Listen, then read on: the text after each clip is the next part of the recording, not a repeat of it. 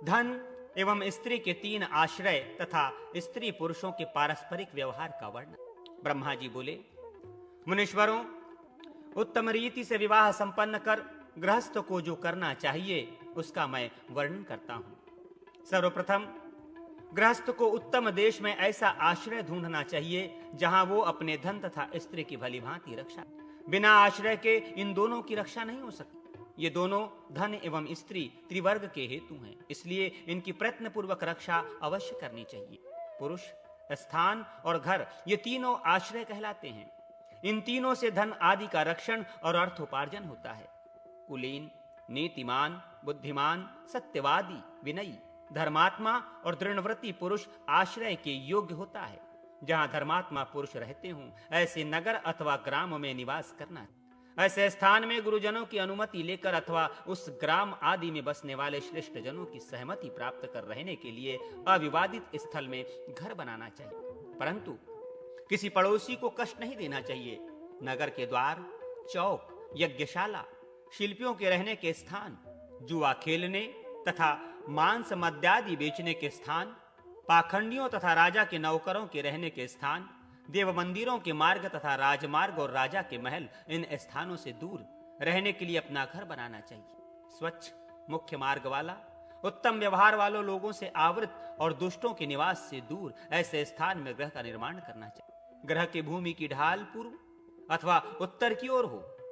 रसोई घर, स्नानागार, गौशाला, अंतःपुर तथा शयन कक्ष और पूजा घर आदि सब अलग अलग बनाए जाएं। अंतःपुर की रक्षा के लिए वृद्ध, जितेंद्रिय एवं विश्वस्त व्यक्तियों को नियुक्त करना चाहिए। स्त्रियों की रक्षा न करने से वर्ण संकर उत्पन्न होते हैं और अनेक प्रकार के दोष भी। स्त्रियों को कभी स्वतंत्रता न दें और न उन पर विश्वास करें, किंतु व्यवहार में विश्वस्त के समान ही चेष्टा दिखानी चाहिए। विशेष रूप से उसे पाकादि क्रियाओं में ही नियुक्त करना चाहिए।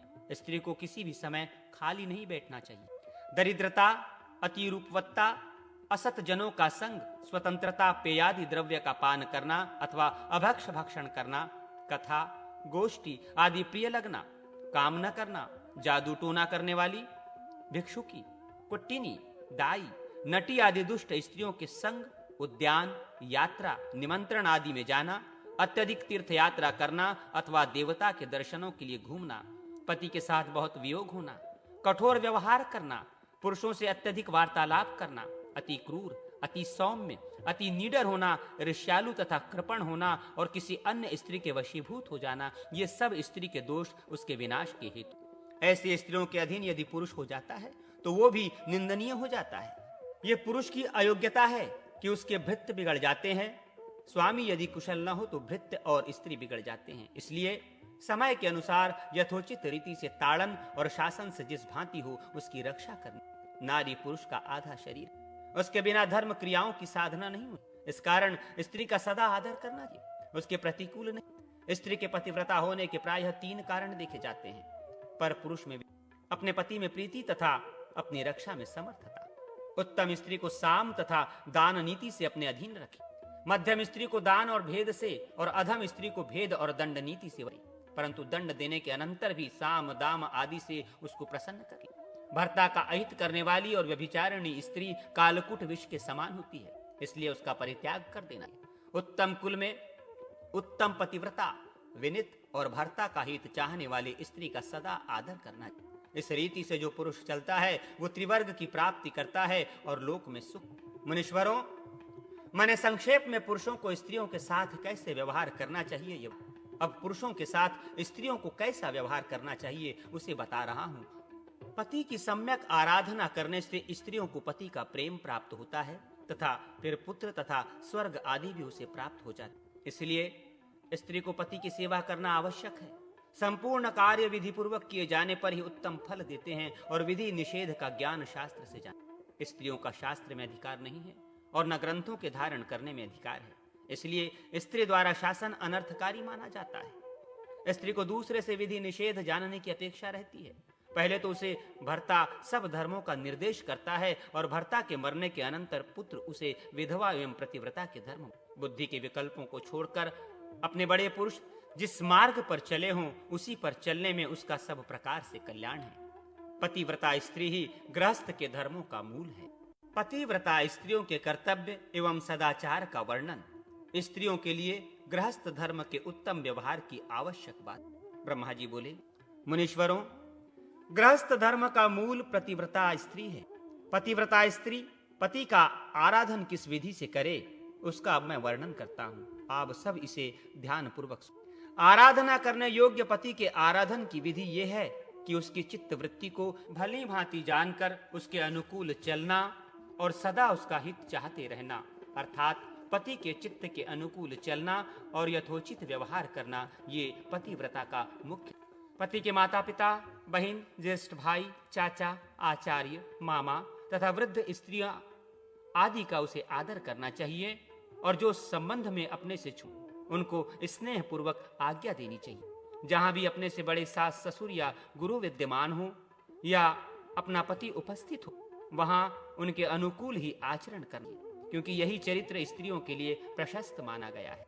हास परिहास करने वाले पति के मित्र और देवर आदि के साथ भी एकांत में बैठकर हास परिहास नहीं करना। किसी पुरुष के साथ एकांत में बैठना, स्वच्छंदता और अत्यधिक हास परिहास करना प्रायः कुलीन स्त्रियों के पातिव्रत धर्म को नष्ट करने, सहसा दुष्ट के संसर्ग में आकर युवकों के साथ हास परिहास करना उचित नहीं होता, क्योंकि स्वतंत्र स्त्रियों की निर्भीकता एकांत में बुरे आचरण के लिए, अतः उत्तम स्त्री को ऐसा नहीं करना चाहिए। इस रीति से स्त्री का शील नहीं बिगड़ता और कुल की निंदा भी नहीं होती। बुरे संकेत करने वाले और बुरे भावों को प्रकट करने वाले पुरुषों को भाई या पिता के समान देखते हुए स्त्री को चाहिए कि उनका सर्वथा परित्याग करे। दुष्ट पुरुषों का अनुचित आग्रह स्वीकार करना, उनके साथ वार्तालाप करना, हास्युक्त संकेत अथवा कुदृष्टि पर ध्यान देना, दूसरे पुरुष के हाथ से कुछ लेना या उसे देना सर्वथा परित्याज्य है। घर के द्वार पर बैठने या खड़ा होने, राजमार्ग की ओर देखने, किसी अपरिचित देश या घर में जाने, उद्यान और प्रदर्शनी आदि में रुचि रखने से स्त्री, बहुत पुरुषों के मध्य से निकलना, ऊंचे स्वर से बोलना, हंसी मजाक करना एवं दृष्टि, वाणी तथा शरीर से चापल्य प्रकट करना, खंखारना तथा सितकारी भरना, दुष्टी, भिक्षुकी, तांत्रिक, मांत्रिक आदि में आसक्ति और उनके मंडलों में निवास करने की इच्छा, ये सब बातें पतिव्रता स्त्री के लिए त्याज्य हैं। इस प्रकार के आचरण तो प्रायः दुष्टों, कुलीन स्त्रियों के लिए नहीं। इन निंदनीय बातों से अपनी रक्षा करते हुए स्त्रियों को चाहिए कि वे अपने पातिव्रत धर्म तथा कुल की मर्यादा की रक्षा। उत्तम स्त्री पति को मन, वचन तथा कर्म से देवता के समान समझे और उसकी अर्धांगिनी बनकर सदा उसके हित करने में तत्पर रहे। देवता और पितरों के कृत्य तथा पति के स्नान, भोजन एवं अभ्यागतों के स्वागत सत्कार आदि में बड़ी ही सावधानी और समय का ध्यान रखे। वो पति के मित्रों को मित्र तथा शत्रुओं को शत्रु के समान, अधर्म और अनर्थ से दूर रहकर पति को भी उससे बचाए। पति को क्या प्रिय है और कौन सा भोजनादि पदार्थ उसके लिए हितकर है तथा कैसे पति के साथ विचारों आदि में समानता आए, इस बात को सर्वदा उसे ध्यान में रखना चाहिए। साथ ही उसे सेवकों को असंतुष्ट रहने का घर और शरीर, ये दोनों गृहिणियों के लिए मुख्य हैं। इसलिए प्रयत्न पूर्वक वो सर्वप्रथम अपने घर तथा शरीर को सुसंस्कृत, शरीर से भी अधिक स्वच्छ और भूषित घर, तीनों कालों में पूजा अर्चना करें और व्यवहार की भी सभी वस्तुओं को यथाविधि साफ रखें। प्रातः, मध्याह्न और सायंकाल के समय घर का मार्जन कर गौशाला आदि को स्वच्छ करवा लें। दास दासियों को भोजन आदि से संतुष्ट कर उन्हें अपने अपने कार्यों में लगाएं। स्त्री को उचित है कि वो प्रयोग में आने वाले शाक, कंद, मूल, फल आदि के बीजों का अपने अपने समय पर संग्रह कर लें और समय पर इन्हें खेत आदि में बुआ।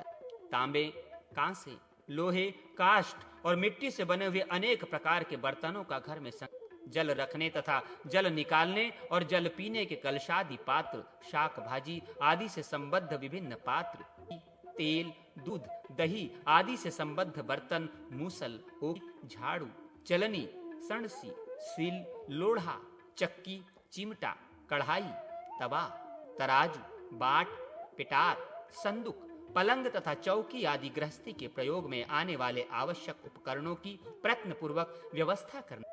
उसे चाहिए कि वो हींग, जीरा, पिप्पल, राई, मिर्च, धनिया तथा सोठ आदि अनेक प्रकार के मसाले, लवण, अनेक प्रकार के क्षार पदार्थ, सिरका, अचार आदि अनेक प्रकार की दालें, सब प्रकार के तेल, सूखा काष्ठ, विविध प्रकार के दूध दही से बने पदार्थ और अनेक प्रकार के कंद आदि जो भी वस्तु नित्य तथा नैमित्तिक कार्यों में अपेक्षित हों, उन्हें अपनी सामर्थ्य के अनुसार प्रयत्न पूर्वक पहले से ही संग्रह करना, जिससे समय पर उन्हें ढूंढना।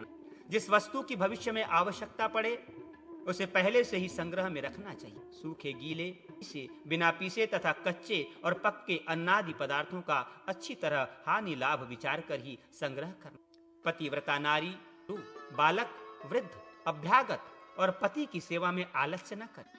पति की शैया स्वयं बिछाए। देवर आदि के द्वारा पहने हुए वस्त्र, माला तथा आभूषणों को वो कभी न तो धारण करे और न इनके शैया, आसन आदि पर बैठे। गौ का इतना दूध निकाले जिसमें बछड़े भूखे न रह जाए। दही से घी बनाए। वर्षा, शरद और वसंत ऋतु में गाय को 2 बार दुहना चाहिए, शेष ऋतु में 1 ही बार दुहे। चरवाहे, ग्वाले आदि को चरवाही के बदले रुपए अथवा अनाज दे। गोदोहक बछड़ों का भाग अपने प्रयोग में न ला सके, ये देखता रहे।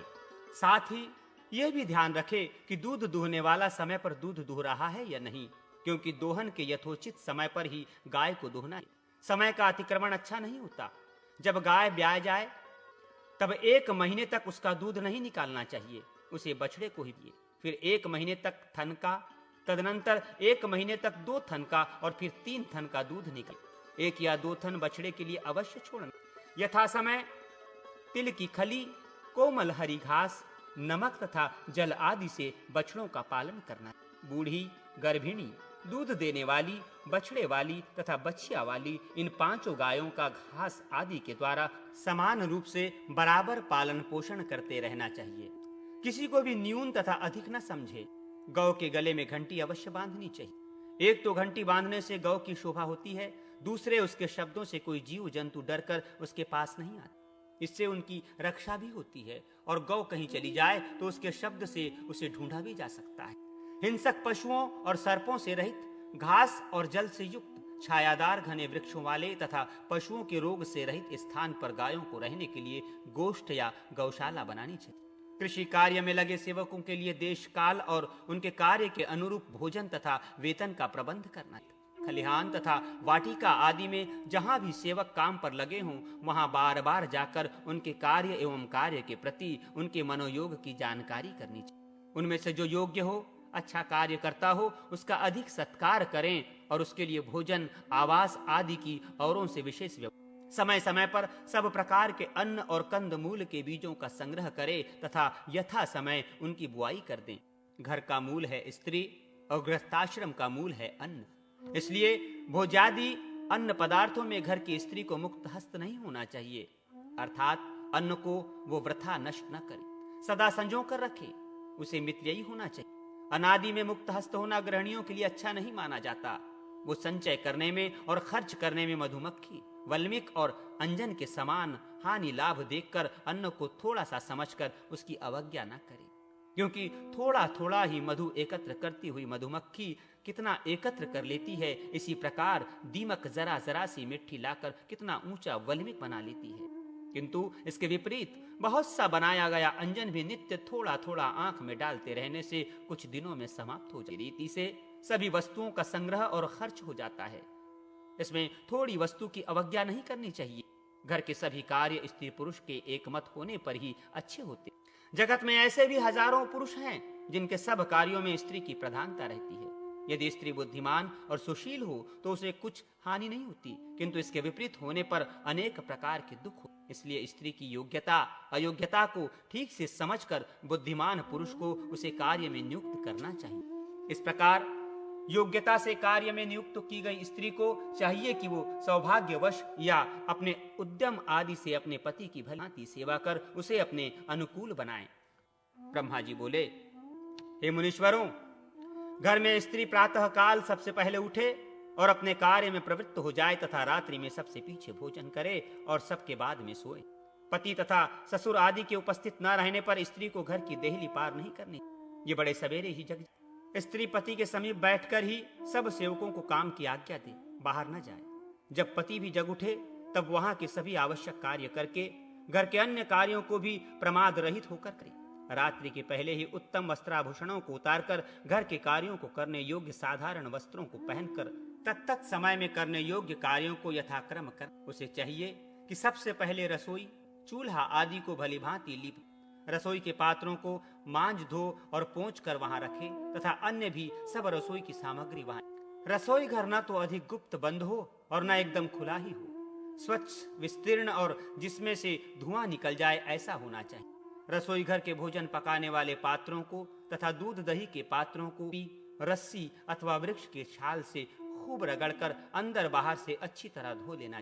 रात्रि में धुएं आग के द्वारा तथा दिन में धूप में उन्हें सुखा ले, जिससे उन पात्रों में रखा जाने वाला दूध दही आदि खराब न होने पाए। बिना शोधित पात्रों में रखा दूध दही विकृत हो जाता है। दूध दही, घी तथा बने हुए पाकादि को सावधानी से रखना चाहिए और उसका निरीक्षण करते रहना। स्नान आदि आवश्यक कृत्य करके उसे अपने हाथ से पति के लिए भोजन बनाना चाहिए। उसे ये विचार करना चाहिए कि मधुर, क्षार, अम्ल आदि रसों में कौन कौन सा भोजन पति को प्रिय है और किस भोजन से अग्नि की वृद्धि होती है, क्या पथ्य है और कौन सा भोजन काल के अनुरूप होगा, क्या अपथ्य है, उत्तम स्वास्थ्य किस भोजन से प्राप्त होगा और कौन भोजन काल के अनुरूप होगा आदि बातों का भली भांति विचार कर और निर्णय कर उसे वैसा ही भोजन प्रीति पूर्वक। रसोई घर में सदा से काम करने वाले, विश्वस्त तथा आहार का परीक्षण करने वाले व्यक्ति को ही सूपकार के रूप में रसोई के स्थान में किसी अन्य दुष्ट स्त्री पुरुषों को न आने दे। इस विधि से भोजन बनाकर सब पदार्थों को स्वच्छ पात्रों से आच्छादित कर देना चाहिए। फिर रसोई घर से बाहर आकर पसीने आदि को पोंछकर स्वच्छ होकर गंध, तांबुल, माला, वस्त्र आदि से अपने को थोड़ा सा भूषित करें। फिर भोजन के निमित्त यथोचित समय पर विनय पूर्वक पति को बुलाएं। सब प्रकार के व्यंजन परोसें जो देश काल के विपरीत न हो और जिनका परस्पर विरोध भी ना हो, जैसे दूध और लवण का है। जिस पदार्थ में पति की अधिक रुचि देखें उसे और परसें। इस प्रकार पति को प्रीति पूर्वक भोजन। सपत्नियों को अपनी बहन के समान तथा उनकी संतानों को अपनी संतान से भी अधिक प्रिय, उनके भाई बंधुओं को अपने भाइयों के समान भोजन, वस्त्र, आभूषण, तांबुल आदि जब तक सपत्नियों को ना दे दें तब तक स्वयं भी ग्रहण नहीं। यदि सपत्नी को अथवा किसी आश्रित जन को कुछ रोग हो जाए तो चिकित्सा के लिए औषधि आदि की भली भांति नौकर, बंधु और सपत्नी को दुखी देख स्वयं भी उन्हीं के समान दुखी होवें और उनके सुख में सभी कार्यों से अवकाश मिलने पर सो जाएं और रात्रि में उठकर अनावश्यक धन व्यय कर रहे पति को एकांत में धीर घर का सब वृत्तांत पति को एकांत में बताएं, परंतु सपत्नियों के। किंतु यदि कोई उनका व्यभिचार आदि बड़ा दोष देखें जिसे गुप्त रखने से कोई अनर्थ हो तो ऐसा दोष पति, दुभर्गा, निसंतान तथा पति द्वारा तिरस्कृत सपत्नियों को सदा आश्वासन दें। उन्हें भोजन, वस्त्र, आभूषण आदि से दुखी दें। यदि किसी नौकर आदि पर पति कोप करे तो उसे भी आश्वस्त कहिए, परंतु ये अवश्य विचार कर लेना चाहिए कि इसे आश्वासन कोई हानि नहीं होनी। इस प्रकार स्त्री अपने पति की संपूर्ण इच्छाओं को पूर्ण करे, अपने सुख के लिए जो अभिष्ट हो उसका भी परित्याग कर पति के अनुकूल ही सब कार्य करे, क्योंकि स्त्रियों के देवता पति, वर्णों के देवता ब्राह्मण हैं तथा ब्राह्मणों के देवता अग्नि हैं और प्रजाओं का देवता राजा है। स्त्रियों के त्रिवर्ग प्राप्ति के दो मुख्य उपाय हैं। प्रथम, सब प्रकार से पति को प्रसन्न रखना और द्वितीय, आचरण की पवित्रता। पति के चित्त के अनुकूल चलने से जैसी प्रीति पति की स्त्री पर होती है, वैसी ही प्रीति रूप से, यौवन से और अलंकारादि आभूषणों से होती है। क्योंकि प्रायः यह देखा जाता है कि उत्तम रूप और युवावस्था वाली स्त्रियां भी पति के विपरीत आचरण करने से दौर्भाग्य को प्राप्त करती हैं और अति कुरूप तथा हीन अवस्था वाली स्त्रियां भी पति के चित्त के अनुकूल चलने से उनकी अत्यंत प्रिय हो जाती हैं। इसलिए पति के चित्त का अभिप्राय भली भांति समझना और उसके अनुकूल आचरण करना यही स्त्रियों के लिए सब सुखों का हेतु है और यही समस्त श्रेष्ठ योग्यताओं का कारण है।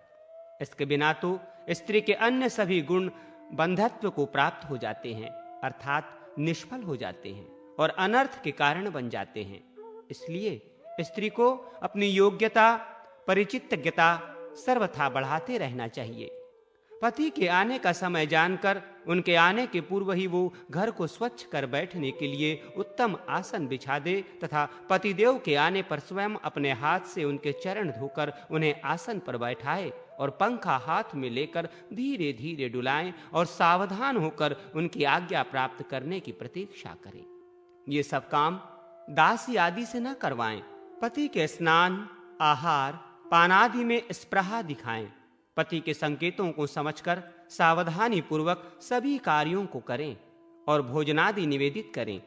अपने बंधु बांधवों तथा पति के बंधुओं और सपत्नी के साथ स्वागत सत्कार पति की इच्छा अनुसार करें, अर्थात जिस पर पति की रुचि न देखें उससे अधिक शिष्टाचार न करें। स्त्रियों के लिए सभी अवस्थाओं में स्वकुल की अपेक्षा पतिकुल ही विशेष पूज्य होता है, क्योंकि कोई भी कुलीन पुरुष अपनी कन्या से उपकार की आशा भी नहीं रखता और जो रखता है वो अनुचित ही है। कन्या का विवाह करने के बाद फिर उससे अपनी आजीविका की इच्छा करना ये महात्मा और कुलीन पुरुषों की रीति नहीं है। अतः स्त्री के संबंधियों को चाहिए कि वे केवल मित्रता के लिए, प्रीति के लिए ही संबंध बढ़ाने की इच्छा करें और प्रसंगवश यथाशक्ति उसे कुछ देते भी रहें। उससे कोई वस्तु लेने की इच्छा न रखें। कन्या के मायके वालों को कन्या के स्वामी की रक्षा का प्रयत्न सर्वथा करना चाहिए। उनकी परस्पर प्रीति संबंध की चर्चा सर्वत्र करनी चाहिए और अपनी मिथ्या प्रशंसा नहीं करनी। साधु पुरुषों का व्यवहार अपने संबंधियों के प्रति ऐसा ही होता है। जो स्त्री इस प्रकार के सद्वृत्त को भली भांति जानकर व्यवहार करती है वो पति और उसके बंधु बांधवों को अत्यंत मान्य होती है। पति की प्रिय, साधु वृत्त वाली तथा संबंधियों में प्रसिद्धि को प्राप्त होने पर भी स्त्री को लोकापवाद से सर्वदा डरते रहना चाहिए, क्योंकि सीता आदि उत्तम पतिव्रताओं को भी लोकापवाद के कारण अनेक कष्ट भोगने पड़े। भोग्य के कारण गुण दोषों का ठीक ठीक निर्णय न कर पाने से तथा प्रायः अविनयशीलता के कारण स्त्रियों के व्यवहार को समझना अत्यंत दुष्कर है। ठीक प्रकार से दूसरे की मनोवृत्ति को न समझने के कारण तथा कपट दृष्टि के कारण एवं स्वच्छंद हो जाने से ऐसी बहुत ही कम स्त्रियां हैं जो कलंकित नहीं हो जाती। दैवयोग अथवा कुयोग से अथवा व्यवहार की अनभिज्ञता से शुद्ध हृदय वाली स्त्री भी लोकोपवाद को प्राप्त हो जाती है। स्त्रियों का यह दुर्भाग्य ही दुख भोगने का कारण है। इसका कोई प्रतिकार नहीं। यदि है तो इसकी औषधि है उत्तम चरित्र का आचरण और लोक व्यवहार को ठीक से समझना। ब्रह्मा जी बोले, मुनीश्वरों, उत्तम आचरण वाले स्त्री भी यदि बुरा संग करे या अपनी इच्छा से जहां चाहे चली जाए तो उसे अवश्य कलंक लगता है और झूठा दोष लगने से कुल भी कलंकित हो जाता है। उत्तम कुल के स्त्रियों के लिए यह आवश्यक है कि वे किसी भी भांति अपने कुल, मातृकुल, पितृकुल एवं संतति को कलंक न लगने दें। ऐसी कुलीन स्त्री से ही धर्म, अर्थ तथा काम स्त्री वर्ग की सिद्धि हो सकती है। इसके विपरीत बुरे आचरण वाली स्त्रियां अपने कुल को नरक में डालती हैं और चरित्र को ही अपना आभूषण मानने वाली स्त्रियां नरक में गिरे हुओं को भी निकाल देती हैं। जिन स्त्रियों का वित्त पति के अनुकूल है और जिनका उत्तम आचरण है उनके लिए रत्न, सुवर्ण आदि के आभूषण भार स्वरूप ही हैं। अर्थात स्त्रियों के यथार्थ आभूषण ये दो हैं, पति की अनुकूलता और उत्तम आचरण। जो स्त्री पति की और लोक की अपने यथोचित व्यवहारादि से आराधना करती है, अर्थात पति के अनुकूल चलती है और लोक व्यवहार को ठीक ठीक समझकर तदनुकूल आचरण करती है, वो स्त्री धर्म, अर्थ तथा काम की अबाध सिद्धि प्राप्त कर लेती है। जिस स्त्री का पति परदेश में गया हो उस स्त्री को अपने पति की मंगल कामना के सूचक सौभाग्य सूत्र आदि स्वल्प आभूषण ही पहनने चाहिए। विशेष श्रृंगार नहीं करना चाहिए। अपने पति द्वारा आरंभ किए गए कार्यों का प्रयत्नपूर्वक संपादन करते रहना चाहिए। वो देह का अधिक संस्कार न करे।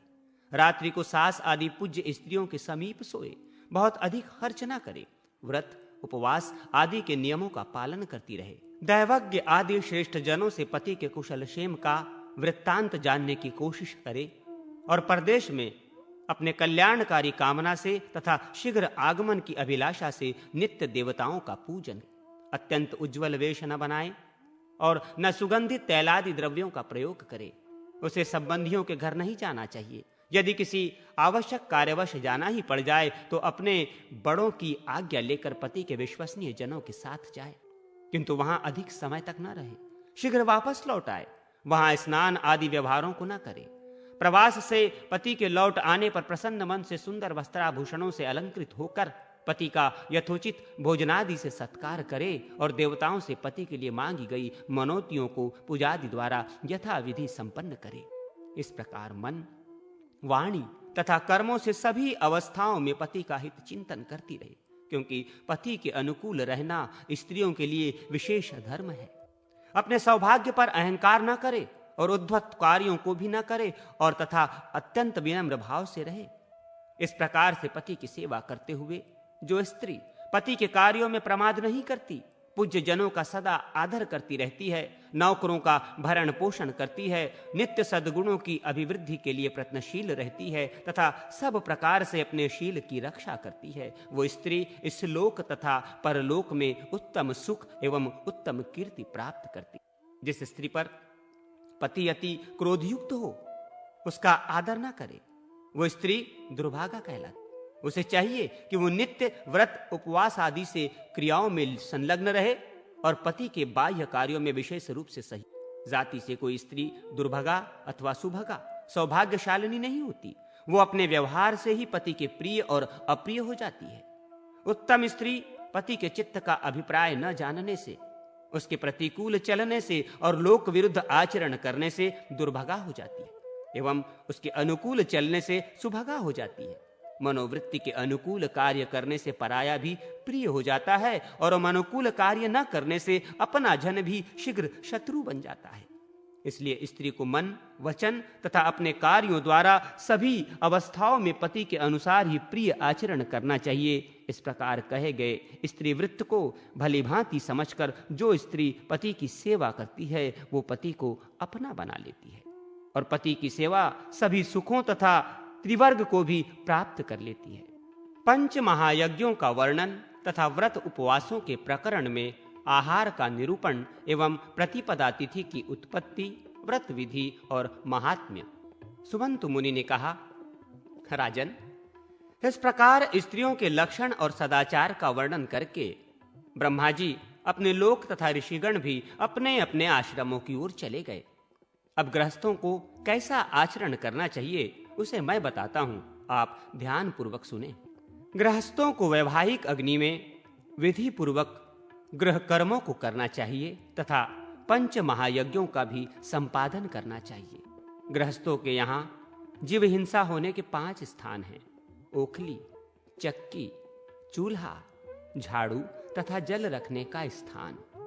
इस हिंसा दोष से मुक्त पाने के लिए गृहस्थों को पंच महायज्ञों ब्रह्मयज्ञ, पितृयज्ञ, दैव यज्ञ, भूत यज्ञ तथा अतिथि यज्ञ को नित्य अवश्य करना चाहिए। अध्ययन करना तथा अध्यापन करना यह ब्रह्म यज्ञ है। तर्पणादि कर्म पितृयज्ञ है। देवताओं के लिए हवनादि कर्म दैव यज्ञ है। बलिवैश्व देव कर्म भूत यज्ञ है तथा अतिथि एवं अभ्यागतों का स्वागत सत्कार करना अतिथि यज्ञ है। इन 5 नियमों का पालन करने वाला गृहस्थी घर में रहता हुआ भी पंच सुना दोषों से लिप्त नहीं होता। यदि समर्थ होते हुए भी वो इन 5 यज्ञ को नहीं करता है तथा उसका जीवन भी व्यर्थ है। राजा शतानिक ने पूछा, जिस ब्राह्मण के घर में अग्निहोत्र नहीं होता वो मृतक के समान होता है, ये आपने कहा है, परंतु फिर वो देव पूजा आदि कार्यों को क्यों करे? और यदि ऐसी बात है तो देवता पितर उससे कैसे संतुष्ट होंगे? इसका आप निराकरण करें। सुमंतु मुनि बोले, राजन, जिन ब्राह्मणों के घर में अग्निहोत्र न हो उनका उद्धार व्रत, उपवास, नियम, दान तथा देवता की स्तुति, भक्ति आदि से होता है। जिस देवता की जो तिथि हो उसमें उपवास करने से वे देवता उस पर विशेष रूप से प्रसन्न होते हैं। राजा ने फिर कहा, महाराज, अब आप अलग अलग तिथियों में किए जाने वाले व्रतों, तिथि व्रतों में किए जाने वाले भोजनों तथा उपवास की विधियों का वर्णन करें, जिनके श्रवण से तथा जिनका आचरण कर संसार सागर से मैं मुक्त हो जाऊं तथा मेरे सभी पाप दूर हो जाएं, साथ ही संसार के जीवों का भी कल्याण हो जाए। सुमंतु मुनि बोले, मैं तिथियों में विहित कृत्यों का वर्णन करता हूं, जिनके सुनने से पाप कट जाते हैं और उपवास के फलों की प्राप्ति हो जाती है। प्रतिपदा तिथि को दूध तथा द्वितीया को लवण रहित भोजन करें। तृतीया के दिन तिल्लान्न भक्षण करें। इसी प्रकार चतुर्थी को दूध, पंचमी को फल, षष्ठी को शाक, सप्तमी को बिल्वाहार करें, अष्टमी को पिष्ट, नवमी को अनगिपाक, दशमी और एकादशी को धृताहार करें, द्वादशी को खीर, त्रयोदशी को गोमूत्र, चतुर्दशी को यवान्न भक्षण करें, पूर्णिमा को कुशा का जल पिएं तथा अमावस्या को हविष्य भोजन करें। ये सब तिथियों की भोजन की विधि है। इस विधि से जो पूरे एक पक्ष भोजन करता है वो 10 अश्वमेघ यज्ञों का फल प्राप्त करता है और मनवंतर तक स्वर्ग में आनंद भोगता है। यदि 3 बार मास तक इस विधि से भोजन करें तो वो 100 अश्वमेघ और 100 राजसूय यज्ञों का फल प्राप्त करता है तथा स्वर्ग में अनेक मनवंतरों तक सुख भोग करता है। पूरे 8 महीने इस विधि से भोजन करे तो 1000 यज्ञों का फल पाता है और 14 मनवंतर पर्यंत स्वर्ग में वहां के सुखों का उपभोग। इसी प्रकार यदि 1 वर्ष पर्यंत नियम पूर्वक इस भोजन विधि का पालन करता है तो वो सूर्य लोक में कई मनवंतरों तक आनंद पूर्वक निवास करता है। इस उपवास विधि में चारों वर्णों तथा स्त्री पुरुषों सभी का अधिकार है। जो इन तिथि व्रतों का आरंभ आश्विन की नवमी, माघ की सप्तमी, वैशाख की तृतीया तथा कार्तिक की पूर्णिमा से करता है वो लंबी आयु प्राप्त कर अंत में सूर्य लोक को प्राप्त होता है। पूर्व जन्म में जिन पुरुषों ने व्रत, उपवास आदि किया, दान दिया, अनेक प्रकार से ब्राह्मणों, साधु संतों एवं तपस्वियों को संतुष्ट किया, माता पिता और गुरु की सेवा शुश्रूषा की, विधि पूर्वक तीर्थ यात्रा की, वे पुरुष स्वर्ग में दीर्घ काल तक रहकर जब पृथ्वी पर जन्म लेते हैं तब उनके चिन्ह पुण्यफल प्रत्यक्ष ही दिखलाई पड़ते हैं। यहाँ उन्हें हाथी, घोड़े, पालकी, रथ, सुवर्ण, रत्न, कंकण, कयूर, हार, कुंडल, मुकुट, उत्तम वस्त्र, श्रेष्ठ सुंदर स्त्री तथा अच्छे सेवक प्राप्त होते हैं। वे आदि व्याधि से मुक्त होकर दीर्घायु होते हैं, पुत्र पौत्र आदि का सुख देखते हैं और बंदी जनों के स्तुति पाठ द्वारा जगाए जाते हैं। इसके विपरीत जिसने व्रत, दान, उपवास आदि सत्कर्म नहीं किया वो काना, अंधा, लूला, लंगड़ा, गूंगा, कुबड़ा तथा रोग और दरिद्रता से पीड़ित रहता है। यही पुण्य और पाप की प्रत्यक्ष परीक्षा है। राजा ने कहा, प्रभु आपने अभी संक्षेप में तिथियों को बताया है, अब यह विस्तार से बतलाने की कृपा करें कि किस देवता की किस तिथि में पूजा करनी चाहिए और व्रत आदि किस विधि से करने चाहिए, जिनके करने से मैं पवित्र हो जाऊं और द्वंद्व रहित होकर यज्ञ के फलों को प्राप्त कर सकूं। सुमंतु मुनि बोले, राजन, तिथियों का रहस्य, पूजा का विधान, फल, नियम, देवता तथा अधिकारी आदि के विषय में मैं बताता हूं। ये सब आज तक मैंने किसी को नहीं बतलाया, इसे आप सुने। सबसे पहले मैं संक्षेप में सृष्टि का वर्णन करता हूं। प्रथम परमात्मा ने जल उत्पन्न कर उसमें तेज प्रविष्ट किया, उससे एक अंड उत्पन्न हुआ, उससे ब्रह्मा उत्पन्न हुए। उन्होंने सृष्टि की इच्छा से उस अंड के एक कपाल से भूमि और दूसरे से आकाश की रचना की। तदनंतर दिशा, उपदिशा, देवता, दानव आदि रचे और जिस दिन ये सब काम किया उसका नाम प्रतिपदा तिथि रखा। ब्रह्मा जी ने इसे सर्वोत्तम माना और सभी तिथियों के प्रारंभ में इसका प्रतिपादन किया, इसलिए इसका नाम प्रतिपदा हुआ। इसी के बाद सभी तिथियां उत्पन्न हुई। अब मैं इसके उपवास विधि और नियमों का वर्णन करता हूं। कार्तिक पूर्णिमा, माघ सप्तमी तथा वैशाख शुक्ल तृतीया से इस प्रतिपदा तिथि के नियम एवं उपवासों को विधि पूर्वक प्रारंभ करना चाहिए। यदि प्रतिपदा तिथि से नियम ग्रहण करना है तो प्रतिपदा से पूर्व चतुर्दशी तिथि को भोजन के अनंतर व्रत का संकल्प लेना चाहिए। अमावस्या को त्रिकाल स्नान करें, भोजन न करें और गायत्री जप करता रहे। प्रतिपदा के दिन प्रातः काल गंध, माल्य आदि उपचारों से श्रेष्ठ ब्राह्मणों की पूजा करें, उन्हें यथाशक्ति दूध दें और बाद में ब्रह्मा जी मुझ पर प्रसन्न हो ऐसा कहें। स्वयं भी बाद में गाय का दूध पिएं। इस विधि से 1 वर्ष तक व्रत कर अंत में गायत्री सहित ब्रह्मा जी का पूजन कर व्रत समाप्त करें। इस विधान से व्रत करने पर व्रतों के सब पाप दूर हो जाते हैं और उसकी आत्मा शुद्ध हो जाती है। वो दिव्य शरीर धारण कर विमान में बैठकर देवलोक में देवताओं के साथ आनंद प्राप्त करता है। और जब इस पृथ्वी पर सतयुग में जन्म लेता है तो 10 जन्म तक वेद विद्या का पारगामी, विद्वान, धनवान, दीर्घायुष्य, आरोग्यवान और अनेक भोगों से संपन्न यज्ञ करने वाला महादानी ब्राह्मण होता। विश्वामित्र मुनि ने ब्राह्मण होने के लिए बहुत समय तक घोर तपस्या की, किंतु उन्हें ब्राह्मणत्व प्राप्त नहीं हो सका। अतः उन्होंने नियम से इसी प्रतिपदा का व्रत किया। इससे थोड़े से समय में ब्रह्मा जी ने उन्हें ब्राह्मण बना दिया। क्षत्रिय, वैश्य, शूद्र आदि कोई स्थिति का व्रत करे तो वो सब पापों से मुक्त होकर दूसरे जन्म में ब्राह्मण होता है। तालजंग, तुरुष्क, यवन, शक आदि मलेच्छ जाति वाले भी इस व्रत के प्रभाव से ब्राह्मण हो सकते। ये तिथि परम पुण्य और कल्याण करने वाली है। जो इसके महात्मा को पढ़ता अथवा सुनता है वो रिद्धि, वृद्धि और सत्कीर्ति पाकर अंत में सद्गति प्राप्त करता। प्रतिपत्कल्प निरूपण में ब्रह्मा जी की पूजा अर्चना की महिमा। राजा शतानिक ने कहा, ब्रह्मन, आप प्रतिपदा तिथि में किए जाने वाले कृत्य, ब्रह्मा जी के पूजन की विधि और उसके फल का विस्तार पूर्वक वर्णन करें। सुमंतु मुनि बोले, हे राजन, पूर्व कल्प में स्थावर जंगमात्मक संपूर्ण जगत के नष्ट हो जाने पर सर्वत्व जल ही जल हो गया। उस समय देवताओं में श्रेष्ठ चतुर्मुख ब्रह्मा जी प्रकट हुए और उन्होंने अनेक लोकों, देवगणों तथा विविध प्राणियों की सृष्टि। प्रजापति ब्रह्मा देवताओं के पिता तथा अन्य जीवों के पितामह हैं, इसलिए उनकी सदा पूजा करनी चाहिए। वे ही जगत की सृष्टि, पालन तथा संहार करने वाले हैं। इनके मन से रुद्र का, वक्ष स्थल से विष्णु का आविर्भाव हुआ। इनके चारों मुखों से अपने 6 अंगों के साथ चारों वेद प्रकट हुए। सभी देवता, दैत्य, गंधर्व, यक्ष, राक्षस, नाग आदि इनकी पूजा करते हैं। ये संपूर्ण जगत ब्रह्ममय है और ब्रह्म में स्थित है, अतः ब्रह्मा जी सबसे पूज्य है।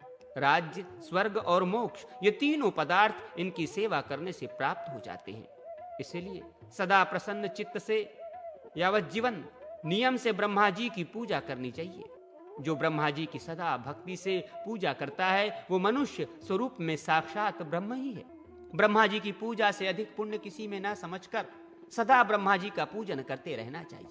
जो ब्रह्मा जी का मंदिर बनवाकर उसमें विधि पूर्वक ब्रह्मा जी की प्रतिमा की प्रतिष्ठा करता है वो यज्ञ, तप, तीर्थ, दान आदि के फलों से करोड़ों गुना अधिक फल प्राप्त करता है। ऐसे पुरुष के दर्शन और स्पर्श से 21 पीढ़ी का उद्धार हो जाता है। ब्रह्मा जी की पूजा करने वाला पुरुष बहुत काल तक ब्रह्मलोक में निवास करता है। वहां निवास करने के पश्चात वो ज्ञान योग के माध्यम से मुक्त हो जाता है।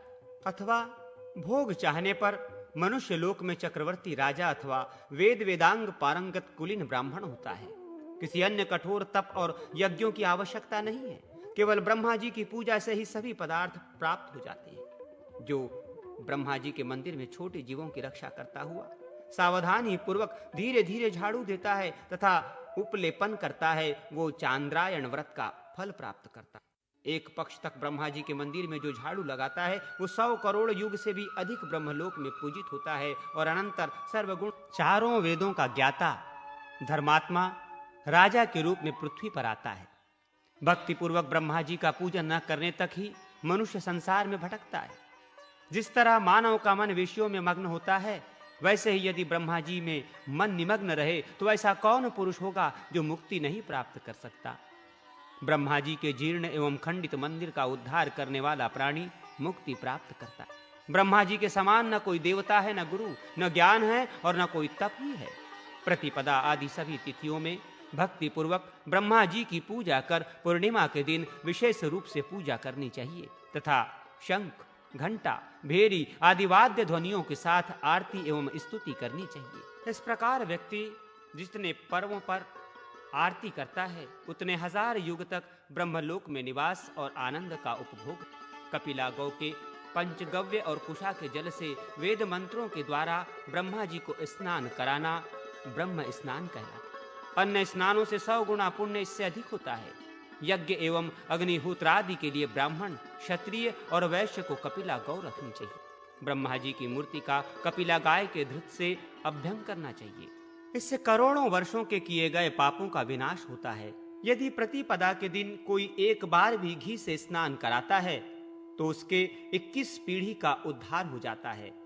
सुवर्ण वस्त्रादि से अलंकृत 10,000 सवत्सा गौवेदज्ञ ब्राह्मणों को देने से जो पुण्य होता है, वही पुण्य ब्रह्मा जी को दुग्ध से स्नान कराने से प्राप्त होता है।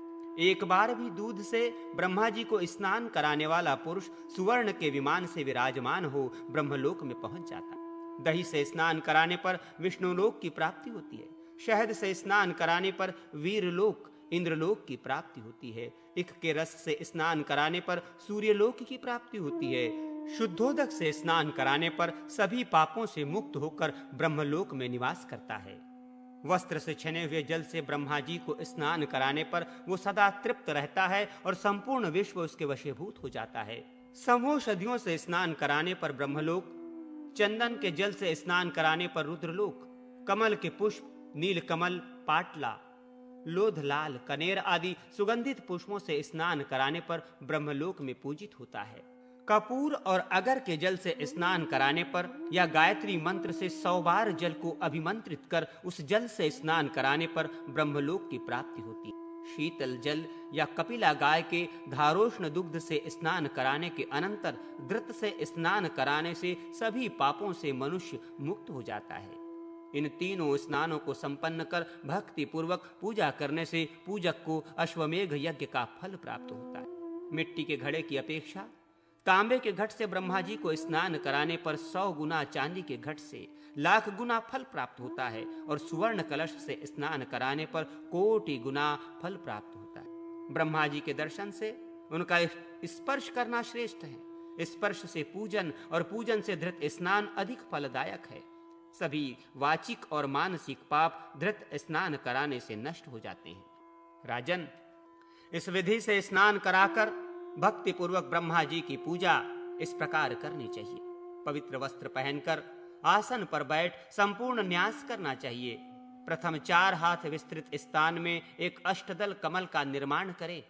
उसके मध्य नाना वर्ण युक्त 12 दल यंत्र लिखें और 5 रंगों से उसको भरें। इस प्रकार यंत्र निर्माण कर गायत्री के वर्णों से न्यास करें। गायत्री के अक्षरों द्वारा शरीर में न्यास कर देवता के शरीर में भी न्यास करना चाहिए। प्रणव युक्त गायत्री मंत्र के द्वारा अभिमंत्रित केशर, अगर, चंदन, कपूर आदि से समन्वित जल से सभी पूजा द्रव्यों का मार्जन करना चाहिए।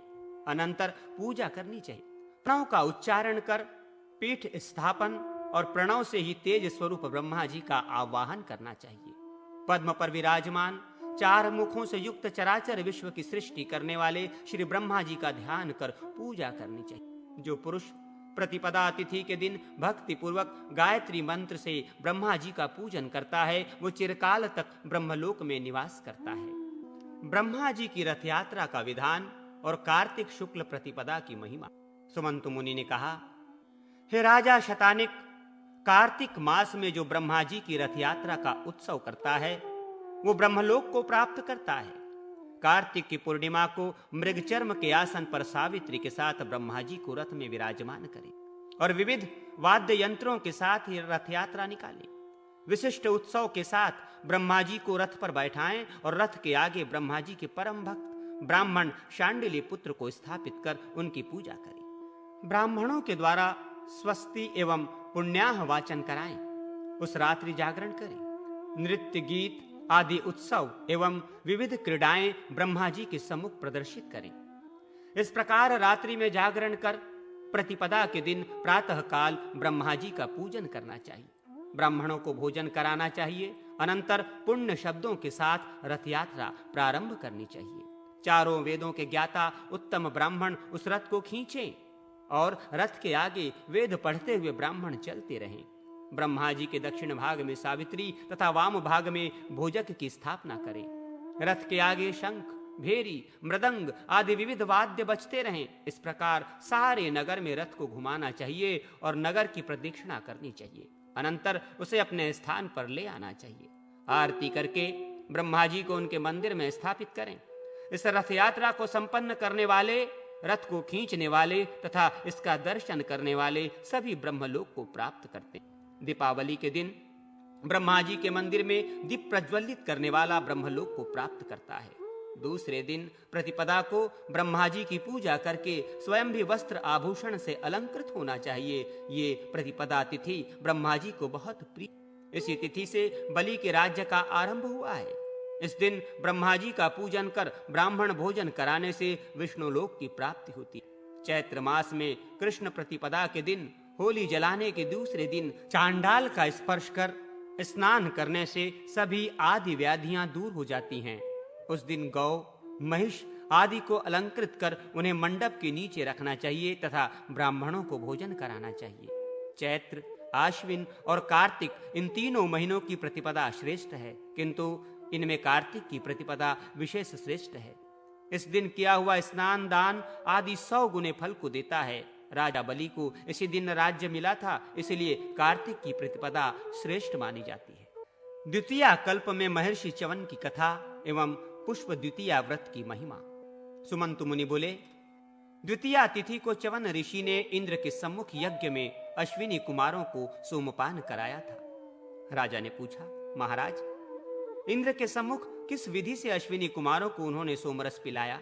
क्या च्यवन ऋषि के तपस्या के प्रभाव की प्रबलता से इंद्र कुछ भी करने में समर्थ नहीं हुए? सुमंतु मुनि ने कहा, सतयुग की पूर्व संध्या में गंगा के तट पर समाधिस्थ हो च्यवन मुनि बहुत दिनों से तपस्या में रत थे। एक समय अपनी सेना और अंतःपुर के परिजनों को साथ लेकर महाराज शर्याती गंगा स्नान के लिए वहां आए। उन्होंने च्यवन ऋषि के आश्रम के समीप आकर गंगा स्नान संपन्न किया तथा देवताओं की आराधना की और पितरों का तर्पण किया। तदनंतर जब वे अपने नगर की ओर जाने को उद्यत हुए तो उसी समय उनकी सभी सेनाएं व्याकुल हो गईं और मूत्र तथा विष्ठा उनकी अचानक ही बंद हो, आंखों से कुछ भी नहीं दिखाई दी। सेना की यह दशा देखकर राजा घबरा गया। राजा शर्याती प्रत्येक व्यक्ति से पूछने लगे, ये तपस्वी च्यवन मुनि का पवित्र आश्रम है, किसी ने कुछ अपराध तो नहीं किया? उनके इस प्रकार पूछने पर किसी ने कुछ भी नहीं कहा।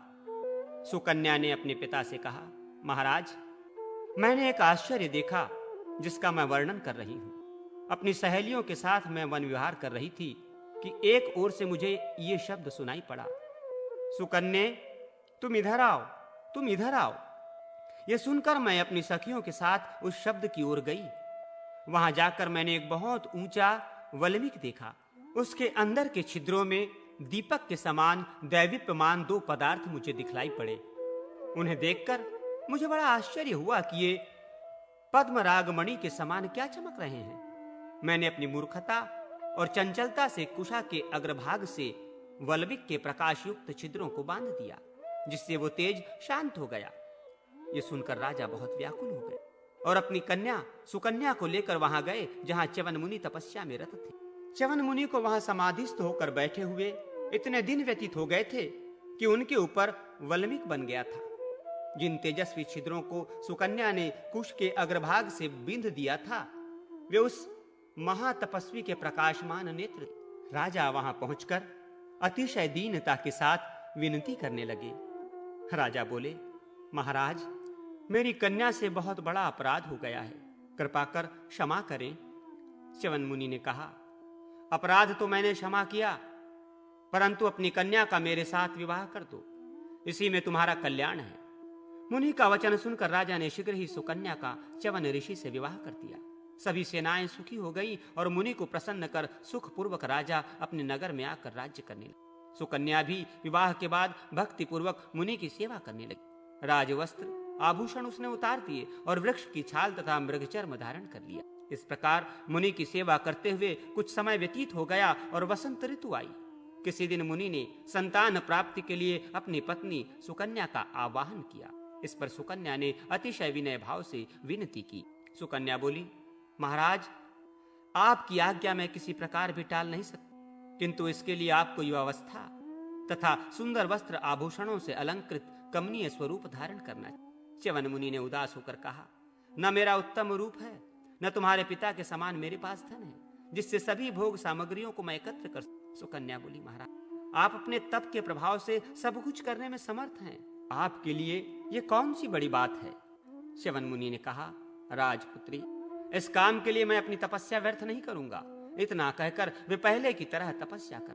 सुकन्या भी उनकी सेवा में तत्पर। इस प्रकार बहुत काल व्यतीत होने के बाद अश्विनी कुमार उसी मार्ग से चले जा रहे थे। उनकी दृष्टि सुकन्या पर पड़ी। अश्विनी कुमारों ने कहा, भद्रे, तुम कौन हो और इस घोर वन में अकेली क्यों रहती हो? सुकन्या ने कहा, मैं राजा शर्याती की सुकन्या नाम की कन्या हूं।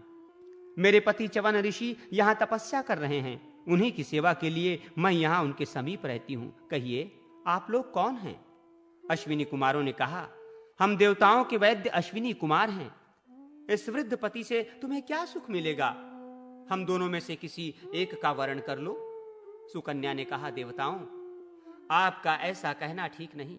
मैं प्रतिव्रता हूं और सब प्रकार से अनुरुक्त होकर दिन रात अपने पति की सेवा।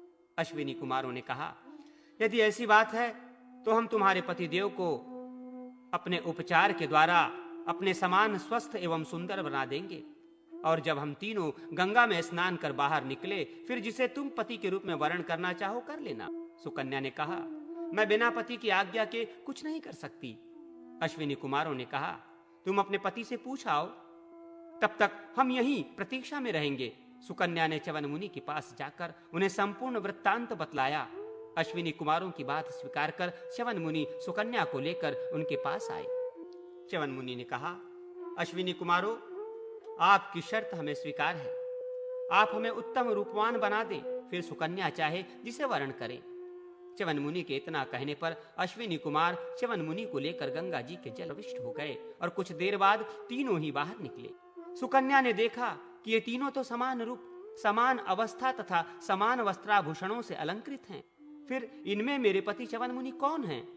वो कुछ निश्चित न कर सकी और व्याकुल होकर अश्विनी कुमारों की प्रार्थना करने। सुकन्या बोली, देवों, अत्यंत कुरूप पति देव का भी मैंने परित्याग नहीं किया था। अब तो आपकी कृपा से उनका रूप आपके समान सुंदर हो गया है। फिर मैं कैसे उनका परित्याग कर सकती हूँ? मैं आपकी शरण में हूँ, मुझ पर कृपा कीजिए।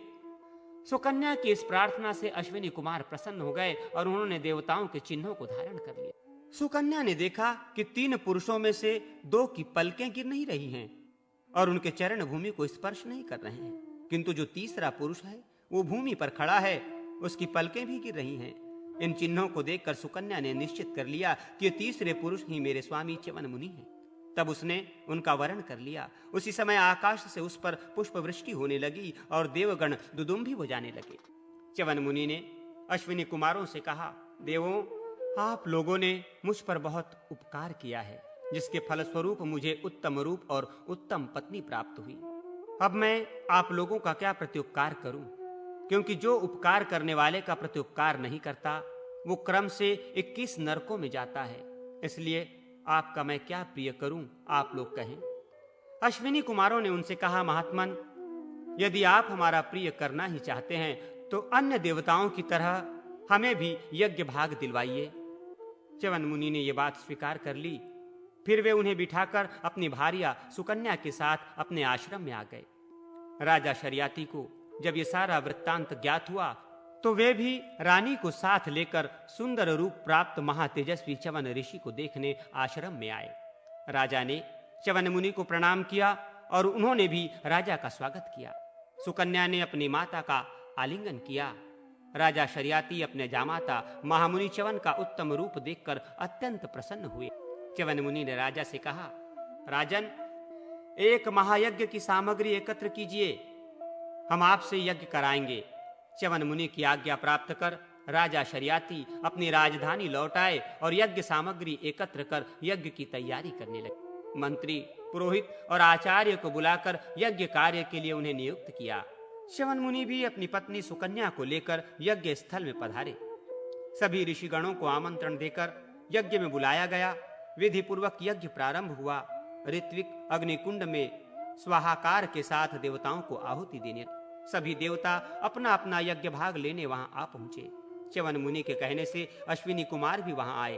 देवराज इंद्र उनके आने का प्रयोजन समझ गए। इंद्र बोले, मुने, ये दोनों अश्विनी कुमार देवताओं के वैद्य हैं, इसलिए यज्ञ भाग के अधिकारी नहीं हैं। आप इन्हें आहुतियां प्रदान न करवाएं। च्यवन मुनि ने इंद्र से कहा, ये देवता हैं और इनका मेरे ऊपर बड़ा उपकार है। ये मेरे ही आमंत्रण पर यहाँ पधारे हैं, इसलिए मैं इन्हें अवश्य यज्ञ भाग दूंगा। ये सुनकर इंद्र क्रुद्ध हो उठे और कठोर स्वर में कहने लगे। इंद्र बोले, यदि तुम मेरी बात नहीं मानोगे तो वज्र से तुम पर मैं प्रहार करूंगा। इंद्र की ऐसी वाणी सुनकर च्यवन मुनि किंचित भी भयभीत नहीं हुए और उन्होंने अश्विनी कुमारों को यज्ञ भाग दे दिया। तब तो इंद्र अत्यंत क्रुद्ध हो उठे और उन्होंने ज्यों ही च्यवन मुनि पर प्रहार करने के लिए अपना वज्र उठाया, त्यों ही च्यवन मुनि ने अपने तप के प्रभाव से इंद्र का स्तंभन कर दिया। इंद्र हाथ में वज्र लिए खड़े ही रह गए। च्यवन मुनि ने अश्विनी कुमारों को यज्ञ भाग देकर अपनी प्रतिज्ञा पूरी कर ली और यज्ञ को पूर्ण किया। उसी समय वहां ब्रह्मा जी उपस्थित। ब्रह्मा जी ने च्यवन मुनि से कहा, महामुने, आप इंद्र को स्तंभन मुक्त कर दें, अश्विनी कुमारों को यज्ञ भाग दे दें। इंद्र ने भी स्तंभन से मुक्त करने के लिए प्रार्थना की। इंद्र ने कहा, मुने, आपके तप की प्रसिद्धि के लिए ही मैंने इन अश्विनी कुमारों को यज्ञ में भाग लेने से रोका था। अब आज से सब यज्ञों में अन्य देवताओं के साथ अश्विनी कुमारों को भी यज्ञ भाग मिला करेगा और इनको देवत्व भी प्राप्त होगा।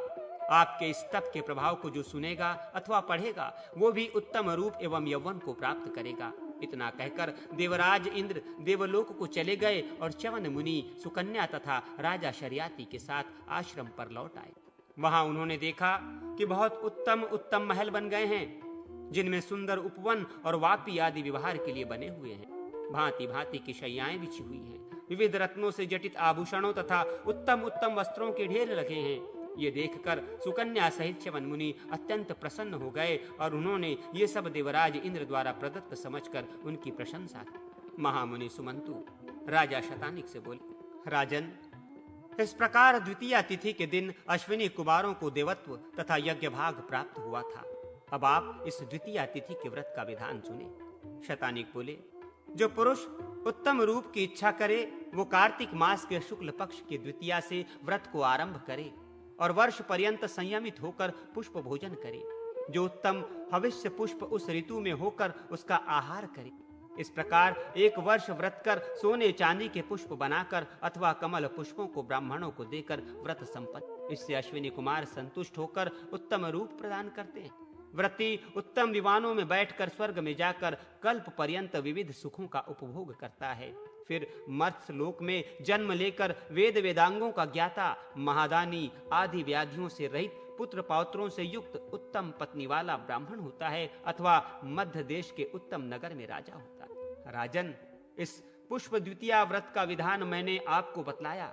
ऐसी ही फल द्वितीया भी होती है, जिसे अशून्य शयना द्वितीया भी कहते हैं। फल द्वितीया को जो श्रद्धा पूर्वक व्रत करता है वो रिद्धि सिद्धि को प्राप्त कर अपनी भार्या सहित आनंद प्राप्त करता है। फल द्वितीया, अशून्य शयन व्रत का व्रत विधान और द्वितीया कल्प की समाप्ति। राजा शतानिक ने कहा, मुने, कृपा कर आप फल द्वितीया का विधान कहें, जिसके करने से स्त्री विधवा नहीं होती और पति पत्नी का परस्पर वियोग भी नहीं होता। सुमंतु मुनि ने कहा, राजन, मैं फल द्वितीया का विधान कहता हूं। इसी का नाम अशून्य शयना द्वितीया भी है। इस व्रत को विधि पूर्वक करने से स्त्री विधवा नहीं होती और स्त्री पुरुष का परस्पर वियोग भी नहीं होता। क्षीर सागर में लक्ष्मी के साथ भगवान विष्णु के शयन करने के समय ये व्रत होता है। श्रावण मास के कृष्ण पक्ष की द्वितीया के दिन लक्ष्मी के साथ श्रीवत्सधारी भगवान श्री विष्णु का पूजन कर हाथ जोड़कर इस प्रकार प्रार्थना करनी चाहिए। इस प्रकार विष्णु की प्रार्थना करके व्रत करना चाहिए। जो फल भगवान को प्रिय है उन्हें भगवान के शैया पर समर्पित करना चाहिए और स्वयं भी रात्रि के समय उन्हीं फलों को खाकर दूसरे दिन ब्राह्मणों को दक्षिणा देनी चाहिए। राजा शतानिक ने पूछा, महामुने, भगवान विष्णु को कौन से फल प्रिय हैं? आप उन्हें बताएं। दूसरे दिन ब्राह्मणों को क्या दान देना चाहिए उसे भी कहें। सुमंतु मुनि बोले, राजन, उस ऋतु में जो भी फल हो और पके हों उन्हीं को भगवान विष्णु के लिए समर्पित करना चाहिए। कड़वे, कच्चे तथा खट्टे फल उनकी सेवा में नहीं चढ़ाने चाहिए। भगवान विष्णु को खजूर, नारिकेल, मातुलुंग अर्थात बिजौरा आदि मधुर फलों को समर्पित करना चाहिए। भगवान मधुर फलों से प्रसन्न। दूसरे दिन ब्राह्मणों को भी इसी प्रकार के मधुर फल, वस्त्र, अन्न तथा सुवर्ण का दान देना चाहिए। इस प्रकार जो पुरुष 4 मास तक व्रत करता है उसका 3 जन्मों तक गृहस्थ जीवन नष्ट नहीं होता और न तो ऐश्वर्य की कमी होती है। जो स्त्री इस व्रत को करती है वो 3 जन्मों तक न विधवा होती है, न दुर्भगा और न पति से पृथक ही रहे। इस व्रत के दिन अश्विनी कुमारों की भी पूजा करनी चाहिए। राजन, इस प्रकार मैंने द्वितीया कल्प का वर्णन किया है। तृतीया कल्प का आरंभ गौरी तृतीया व्रत विधान और उसका फल। सुमंतु मुनि ने कहा, राजन, जो स्त्री सब प्रकार का सुख चाहती है उसे तृतीया का व्रत करना चाहिए। उस दिन नमक नहीं खाना चाहिए। इस विधि से उपवास पूर्वक जीवन पर्यंत इस व्रत का अनुष्ठान करने वाली स्त्री को भगवती गौरी संतुष्ट होकर रूप सौभाग्य तथा लावण्य प्रदान करती है। इस व्रत का विधान जो स्वयं गौरी ने धर्मराज से कहा है उसी का वर्णन मैं करता हूं, उसे आप सुने। भगवती गौरी ने धर्मराज से कहा, धर्मराज, स्त्री पुरुषों के कल्याण के लिए मैंने इस सौभाग्य प्राप्त करने वाले व्रत को बनाया है। जो स्त्री इस व्रत को नियम पूर्वक करती है वो सदैव अपने पति के साथ रहकर उसी प्रकार आनंद का उपभोग करती है जैसे भगवान शिव के साथ मैं आनंदित रहती हूँ। उत्तम पति की प्राप्ति के लिए कन्या को ये व्रत करना चाहिए। व्रत में नमक न खाएं। सुवर्ण की गौरी प्रतिमा स्थापित करके भक्ति पूर्वक एकाग्रचित हो गौरी का पूजन करें। गौरी के लिए नाना प्रकार के नैवेद्य अर्पित करने चाहिए। रात्रि में लवण रहित भोजन करके स्थापित गौरी प्रतिमा के समक्ष ही शयन करें।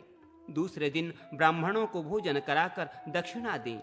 इस प्रकार जो कन्या व्रत करती है वो उत्तम पति को प्राप्त करती है तथा चिरकाल तक श्रेष्ठ भोगों को भोग कर अंत में पति के साथ उत्तम लोकों को जाती है। यदि विधवा इस व्रत को करती है तो वो स्वर्ग में अपने पति को प्राप्त करती है और बहुत समय तक वहां रहकर पति के साथ वहां के सुखों का उपभोग करती है और पूर्वोक्त सभी सुखों को भी प्राप्त करती है। देवी इंद्राणी ने पुत्र प्राप्ति के लिए इस व्रत का अनुष्ठान किया था। इसके प्रभाव से उन्हें जयंत नाम का पुत्र प्राप्त हुआ। अरुंधति ने उत्तम स्थान प्राप्त करने के लिए इस व्रत का नियम पालन किया था, जिसके प्रभाव से वे पति सहित सबसे ऊपर का स्थान प्राप्त कर सके। वे आज तक आकाश में अपने पति महर्षि वशिष्ठ के साथ दिखाई देती हैं। चंद्रमा की पत्नी रोहिणी ने अपनी समस्त सपत्नियों को जीतने के लिए बिना लवण खाए इस व्रत को किया तो वे अपनी सभी सपत्नियों में प्रधान तथा अपने पति चंद्रमा की अत्यंत प्रिय पत्नी हो गई। देवी पार्वती की अनुकंपा से उन्हें अचल सौभाग्य प्राप्त हुआ। इस प्रकार ये तृतीया तिथि व्रत सारे संसार में पूजित है और उत्तम फल देने वाला है। वैशाख, भाद्रपद तथा माघ मास की तृतीया अन्य मासों की तृतीया से अधिक उत्तम है, जिसमें माघ मास तथा भाद्रपद मास की तृतीया स्त्रियों को विशेष फल देने वाली है। वैशाख मास की तृतीया सामान्य रूप से सबके लिए है। ये साधारण तृतीया है। माघ मास की तृतीया को गुड़ तथा लवण का दान करना स्त्री पुरुषों के लिए अत्यंत श्रेयकर है। भाद्रपद मास की तृतीया में गुड़ के बने अपूपों मालपुआ का दान करना चाहिए। भगवान शंकर की प्रसन्नता के लिए माघ मास की तृतीया को मोदक और जल का दान करना चाहिए। वैशाख मास की तृतीया को चंदन मिश्रित जल तथा मोदक के दान से ब्रह्मा तथा सभी देवता प्रसन्न हो। देवताओं ने वैशाख मास की तृतीया को अक्षय तृतीया कहा है। इस दिन अन्न, वस्त्र, भोजन, सुवर्ण और जल आदि का दान करने से अक्षय फल की प्राप्ति होती। इसी विशेषता के कारण इस तृतीया का नाम अक्षय तृतीया है। इस तृतीया के दिन जो कुछ भी दान दिया जाता है वो अक्षय हो जाता है और दान देने वाला सूर्यलोक को प्राप्त करता है। इस तिथि को जो उपवास करता है वो रिद्धि, वृद्धि और श्री से संपन्न हो जाता है। चतुर्थी व्रत एवं गणेश जी की कथा तथा सामुद्रिक शास्त्र का संक्षिप्त परिचय। तो मुनि ने कहा, राजन, तृतीया कल्प का वर्णन करने के अनंतर अब मैं चतुर्थी कल्प का वर्णन करता हूं। चतुर्थी तिथि में सदा निराहार रहकर व्रत करना चाहिए। ब्राह्मण को तिल का दान देकर स्वयं भी तिल का भोजन करना चाहिए। इस प्रकार व्रत करते हुए 2 वर्ष व्यतीत होने पर भगवान विनायक प्रसन्न होकर व्रती को अभीष्ट फल प्रदान करते हैं। उसका भाग्योदय हो जाता है और वो अपार धन संपत्ति का स्वामी हो जाता है तथा परलोक में भी अपने पुण्य फलों का उपभोग करता है। पुण्य समाप्त होने के पश्चात इस लोक में पुनः आकर वो दीर्घायु, कांतिमान, बुद्धिमान, धृतिमान, वक्ता, भाग्यवान, अभिष्ट कार्यों तथा असाध्य कार्यों को भी क्षण भर में सिद्ध कर लेने वाला और हाथी, घोड़े, रथ, पत्नी पुत्र से युक्त हो 7 जन्मों तक राजा होता है। राजा शतानिक ने पूछा, मुने, गणेश जी ने किसके लिए विघ्न उत्पन्न किया था जिसके कारण उन्हें विघ्न विनायक कहा गया? आप विघ्नेश तथा उनके द्वारा विघ्न उत्पन्न करने के कारण को मुझे बताने का कष्ट करें। सुमंतु मुनि बोले, राजन, एक बार अपने लक्षण शास्त्र के अनुसार स्वामी कार्तिकेयन ने पुरुषों और स्त्रियों के श्रेष्ठ लक्षणों की रचना की। उस समय गणेश जी ने विघ्न किया। इस पर कार्तिकेय क्रुद्ध हो उठे और उन्होंने गणेश का एक दांत उखाड़ लिया और उन्हें मारने के लिए उद्यत हो उठे। उस समय भगवान शंकर ने उनको रोककर पूछा कि तुम्हारे क्रोध का क्या कारण है? कार्तिकेय ने कहा, पिताजी, मैं पुरुषों के लक्षण बनाकर स्त्रियों के लक्षण बना रहा था। उसमें इसने विघ्न किया, जिससे स्त्रियों के लक्षण मैं नहीं बना सका। इस कारण मुझे क्रोध हो आया। यह सुनकर महादेव जी ने कार्तिकेय के क्रोध को शांत किया और हंसते हुए उन्होंने पूछा। शंकर बोले, पुत्र, तुम पुरुष के लक्षण जानते हो, तो बताओ मुझ में पुरुष के कौन से लक्षण हैं? कार्तिकेय ने कहा, महाराज, आप में ऐसा लक्षण है कि संसार में आप कपाली के नाम से प्रसिद्ध होंगे। पुत्र का यह वचन सुनकर महादेव जी को क्रोध हो आया और उन्होंने उनके उस लक्षण ग्रंथ को उठाकर समुद्र में फेंक दिया और स्वयं अंतर्धान हो गए। बाद में शिवजी ने समुद्र को बुलाकर कहा कि तुम स्त्रियों के आभूषण स्वरूप विलक्षण लक्षणों की रचना करो और कार्तिकेय ने जो पुरुष लक्षण के विषय में कहा है उसको कहो। समुद्र ने कहा, जो मेरे द्वारा पुरुष लक्षण का शास्त्र कहा जाएगा वो मेरे ही नाम सामुद्रिक शास्त्र से प्रसिद्ध होगा। स्वामिन, आपने जो आज्ञा मुझे दी है वो निश्चित ही पूरी। शंकर जी ने पुनः कहा, कार्तिकेय, इस समय तुमने जो गणेश का दांत उखाड़ लिया है उसे दे दो। निश्चय ही जो कुछ ये हुआ है होना ही था। दैव योग से ये गणेश के बिना संभव नहीं था, इसलिए उनके द्वारा ये विघ्न उपस्थित किया गया। यदि तुम्हें लक्षण की अपेक्षा हो तो समुद्र से ग्रहण कर लो, किंतु स्त्री पुरुषों का ये श्रेष्ठ लक्षण शास्त्र सामुद्र शास्त्र इस नाम से ही प्रसिद्ध हो। गणेश को तुम दांत युक्त कर दो। कार्तिकेय ने भगवान देव देवेश्वर से कहा, आपके कहने से मैं दांत तो विनायक के हाथ में दे देता हूं, किंतु इन्हें इस दांत को सदैव धारण करना पड़ेगा। यदि इस दांत को फेंककर ये इधर उधर घूमेंगे तो ये फेंका गया दांत इन्हें भस्म कर देगा। ऐसा कहकर कार्तिकेय ने उनके हाथ में दांत दे दिया। भगवान देव देवेश्वर ने गणेश को कार्तिकेय की इस बात को मानने के लिए सहमत कर लिया। सुमंतु मुनि ने कहा, राजन, आज भी भगवान शंकर के पुत्र विघ्नकर्ता महात्मा विनायक की प्रतिमा हाथ में दांत लिए देखी जा सकती है। देवताओं की यह रहस्यपूर्ण बात मैंने आपसे कही, इसको देवता भी नहीं जान पाए थे। पृथ्वी पर इस रहस्य को जानना तो दुर्लभ। प्रसन्न होकर मैंने इस रहस्य को आपसे कह तो दिया है, किंतु गणेश की ये अमृत कथा चतुर्थी तिथि के संयोग पर ही कहनी चाहिए। जो विद्वान हो उसे चाहिए कि वो इस कथा को वेद पारंगत श्रेष्ठ द्विजों, अपनी क्षत्रियोचित वृत्ति में लगे हुए क्षत्रियों, वैश्यों और गुणवान शूद्रों को सुनाएं। जो इस चतुर्थी व्रत का पालन करता है उसके लिए इस लोक तथा परलोक में कुछ भी दुर्लभ नहीं रहता, उसकी दुर्गति नहीं होती और न कहीं वो पराजित होता है। भरत श्रेष्ठ, निर्विघ्न रूप से वो सभी कार्यों को संपन्न कर लेता है, इसमें संदेह नहीं है। उसे रिद्धि वृद्धि ऐश्वर्य भी प्राप्त हो जाता है। चतुर्थी कल्प वर्णन में गणेश जी का विघ्न अधिकार तथा उनकी पूजा विधि। राजा शतानिक ने सुमंतु मुनि से पूछा, विप्रवर, गणेश जी को गणों का राजा किसने बनाया और बड़े भाई कार्तिकेय के रहते हुए ये कैसे विघ्नों के अधिकारी हो गए? सुमंतु मुनि ने कहा, राजन, आपने बहुत अच्छी बात पूछी है। जिस कारण ये विघ्न कारक हुए हैं और जिन विघ्नों को करने से इस पद पर इनकी नियुक्ति हुई वो मैं कह रहा हूं, उसे आप एकाग्रचित होकर सुने। पहले कृतयुग में प्रजाओं की जब सृष्टि हुई तो बिना विघ्न बाधा के देखते ही देखते सब कार्य सिद्ध हो जाते थे। अतः प्रजा को बहुत अहंकार हो गया। क्लेश रहित एवं अहंकार से परिपूर्ण प्रजा को देखकर ब्रह्मा ने बहुत सोच विचार करके प्रजा समृद्धि के लिए विनायक को विनियोजित किया। अतः ब्रह्मा के प्रयास से भगवान शंकर ने गणेश को उत्पन्न किया और उन्हें गणों का अधिपति बनाया। राजन, जो प्राणी गणेश के बिना पूजा किए ही कार्य आरंभ करता है उसके लक्षण मुझसे सुनिए। वो व्यक्ति स्वप्न में अत्यंत गहरे जल में अपने को डुबोते स्नान करते हुए या केश मुंडाए देखता है। काशाय वस्त्र से आच्छादित तथा हिंसक व्याघाद्री पशुओं पर अपने को चढ़ता हुआ देखता है।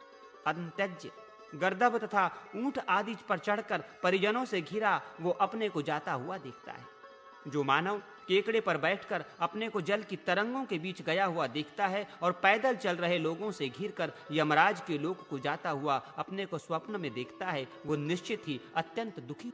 जो राजकुमार स्वप्न में अपने चित्त तथा आकृति को विकृत रूप में अवस्थित करवीर के फूलों की माला से विभूषित देखता है, वो उन भगवान विघ्नेश के द्वारा विघ्न उत्पन्न कर देने के कारण पूर्व वंशानुगत प्राप्त राज्य को प्राप्त नहीं कर, कुमारी कन्या अपने अनुरूप पति को नहीं प्राप्त कर पाती, गर्भिणी स्त्री संतान को नहीं प्राप्त कर पाती, क्षत्रिय ब्राह्मण आचार्यत्व को लाभ नहीं प्राप्त कर पाता और शिष्य अध्ययन नहीं कर, वैश्य को व्यापार में लाभ नहीं प्राप्त होता और कृषक को कृषि कार्य में पूर्ण सफलता नहीं मिलती। इसलिए राजन, ऐसे अशुभ स्वप्नों को देखने पर भगवान गणपति की प्रसन्नता के लिए विनायक शांति करनी।